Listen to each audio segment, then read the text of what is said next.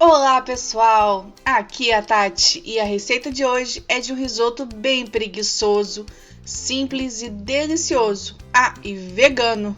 Vamos para a receita? Comece esquentando o azeite na panela, de preferência mais larga, e adicione metade da cebola picadinha, os pimentões também picadinhos e refogue com um pouco de sal. Acrescente a cenoura em cubinhos pequenos, com um pouquinho mais de sal e segue refogando.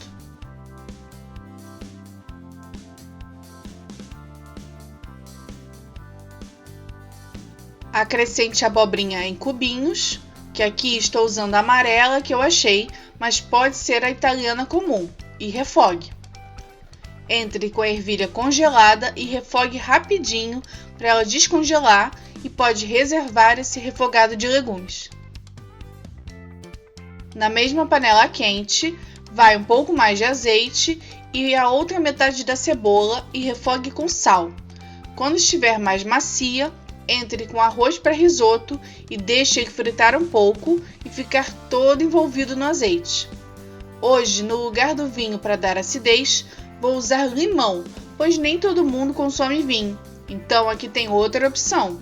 Segue refogando até secar.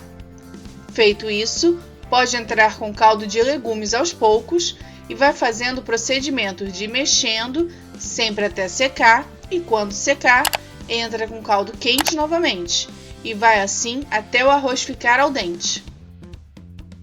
Enquanto experimenta o arroz para ver o ponto, experimenta o sal também, lembrando que depois ainda vai entrar os legumes que também tem sal. Quando o arroz estiver no ponto, mas com caldo ainda, volta os legumes refogados e mistura bem, e tá pronto o risoto primavera vegano. Prontinho, vou colocar um pouco de azeite, limão que eu gosto da acidez e pimentinha.